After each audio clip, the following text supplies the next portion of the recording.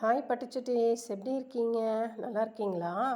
இன்றைக்கி நம்ம ஒரு கதை கேட்கலாமா? அதாவது அலகாபுரி அப்படிங்கிற நாட்டை ஒரு அரசர் ஆட்சி புரிஞ்சிட்டு வந்தார். அவர் மக்களை ரொம்ப மகிழ்ச்சியாக வச்சுருந்தார். அதனால் எல்லாரும் அவரோட ஆட்சியில் ரொம்ப ஹாப்பியாக இருந்தாங்க. இதை பக்கத்து நாட்டு மன்னர் கேள்விப்படுறாரு. ஆமாம், நானும் தான் நல்லா ஆட்சி நடத்துகிறேன், ஆனால் என்னை யாரும் இவ்வளோ புகழ்ந்து பேச மாட்டேங்கிறாங்களே, அந்த மன்னரை மட்டும் நல்ல மன்னர்னு புகழ்கிறாங்களே அப்படின்னு தன்னோட அமைச்சரை கூப்பிட்டு கேட்குறாரு. அதுக்கு அமைச்சர் சொல்கிறாரு, எதுக்கு மன்னா சந்தேகம்? நீங்களும் அவரும் நண்பர்கள் தானே. நீங்கள் ஒரு நாளைக்கு போய் அவர் எப்படி ஆட்சி நடத்துகிறாருன்னு பார்த்துட்டு தான் வாங்களேன் அப்படின்னு சொல்கிறாரு. அப்போ மன்னருக்கும் ஒரு யோசனை தோணுது. சரி, நம்ம ஃப்ரெண்டு தானே, நம்மளும் போய் தான் அவர் என்ன தான் அப்படி ஆட்சி பண்ணி மக்கள்கிட்ட நல்ல மதிப்பை வாங்கியிருக்கிறாருன்னு பார்க்கலாம் அப்படின்ட்டு இவரும் புறப்பட்டு போகிறாரு. போயிட்டு அங்கே போய் அந்த அரசரை பார்த்து, ரெண்டு பேரும் ரொம்ப நண்பர்கள் தானே, அதனால் ரொம்ப சந்தோஷமாக ஒருத்தர் நலம் விசாரிச்சுக்கிட்டு ஒன்றா சாப்பிட்றாங்க. அப்புறம் சரி மன்னரே, நீங்கள் கொஞ்சம் நேரம் ஓய்வு எடுங்க, நான் அரசவைக்கு போயிட்டு வரேன் அப்படின்னு அந்த ரத்தனபுரி அரசர் போகிறாரு. உடனே இப்போ அலகாபுரி அரசர் சொல்கிறாரு.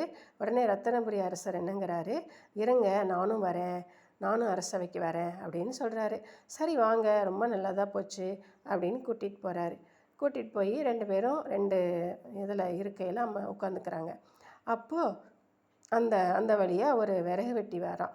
அந்த விறகு வெட்டி மன்னா, நான் உங்களை ஒன்று கேட்கணும், தப்பாக நினச்சிக்காதீங்க அப்படின்னு கேட்குறான்.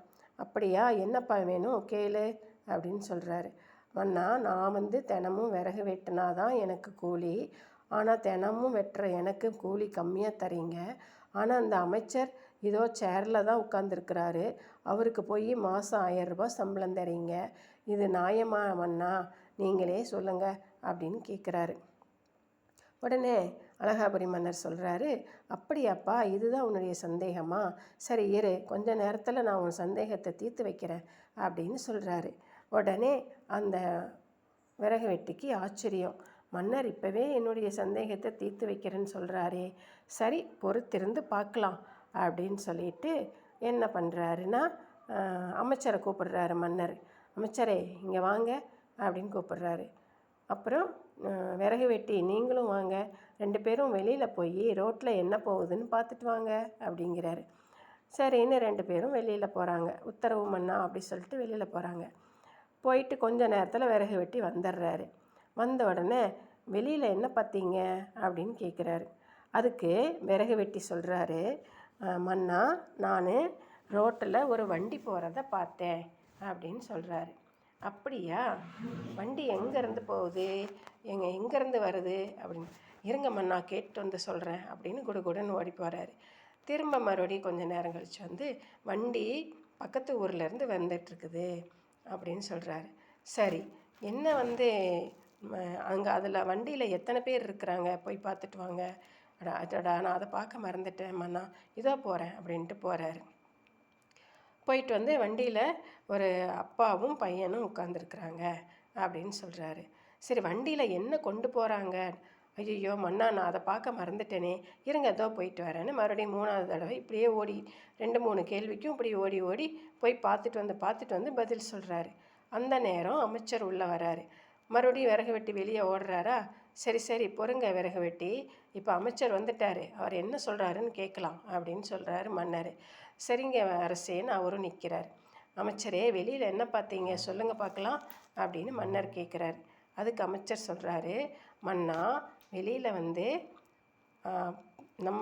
நம்ம ஊர்லேருந்து பக்கத்து ஊர்லேருந்து நம்ம ஊருக்கு பக்கத்து ஊரில் இருக்கிற நெல் மூட்டையெல்லாம் எடுத்துக்கிட்டு அடுத்த ஊரில் கொண்டு போய் விற்கிறதுக்காக ஒரு விவசாயியும் அவரோட 10 வயது மகனும் போகிறாங்க. வண்டி நிறைய நெல் மூட்டைகள் இருக்குது, 30 நெல் மூட்டைகள் இருக்குது.